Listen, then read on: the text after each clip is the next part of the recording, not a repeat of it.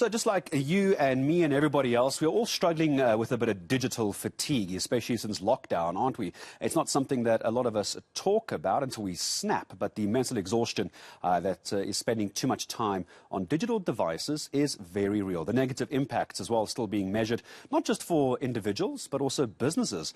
Entrepreneur Nic Haralambous has been helping big business and small business to deal with what we're calling digital fatigue and chronic burnout. So he joins us live from London this morning. Hello to you, Nic. Always a pleasure speaking to you. So let's talk about this digital burnout, if we can. I think before lockdown, I think it was used as an excuse to not work very hard, but it's a very real problem now, isn't it?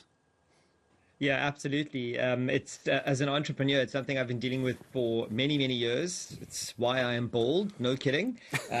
People don't realize that stress manifests very physically and then puts them down. And this digital fatigue that we have, I think it's important that digital fatigue is a state of mental exhaustion and disengagement that happens when you're required to use lots of digital tools all the time. And that basically sums up all of us at work.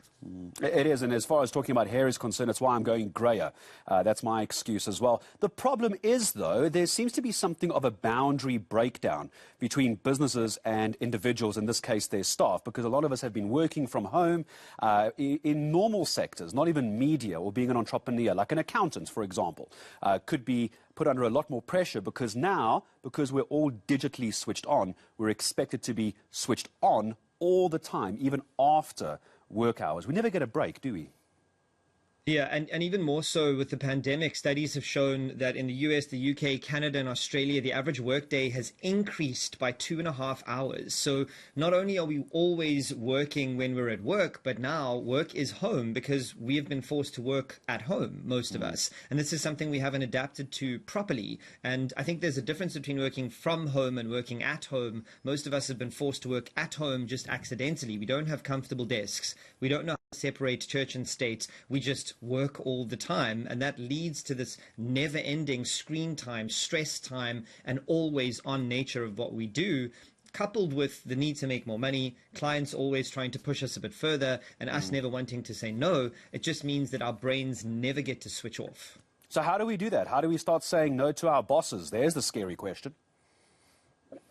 So I think it's less about saying no to your boss and more about understanding the things that trigger digital fatigue. So the first thing to say is I'm not a medical professional. If you feel burned out, this is a real thing. Go and see your doctor. Go and get treated because it can get very bad. So digital fatigue, there's 4 things I want people to understand. Multitasking is terrible. When you have your phone out and you're looking at your screen and you're checking your email, you get nothing done and you start to feel anxious.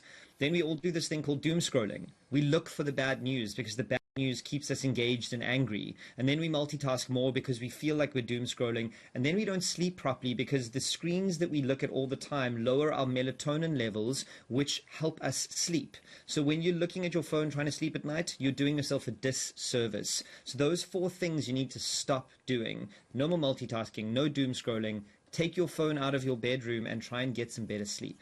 I actually had a friend of mine who recently had a child who got their first cell phone, actually turned around to the mom saying, "Mom, you're spending too much time on your cell phone." Normally it's the other way around with parents as well. But Nic, you're dealing as well, not just with individuals, but you're also helping train businesses over in London and around the world as well. Isn't there a point here where the employer, the bosses, the management in this case, also need to understand that from their side there's a line that we need to try and define somewhere in the sand that can't be crossed?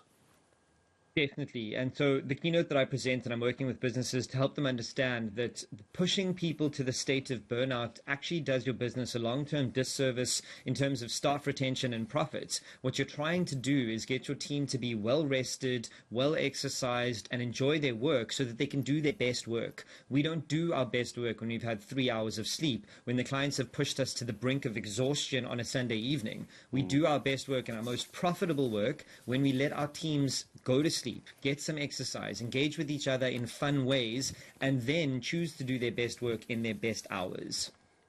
Nic, it's great advice. I hope not just employees are listening this morning, but also employers in various sectors. I think we've all been pushed to the limit as far as being switched on all the time is concerned. My thanks to you all the way over from London, speaking to us, very well-known entrepreneur Nic Haralambous, on digital burnout and stress as well because of all the various screens that we work on. My thanks to Nic this morning.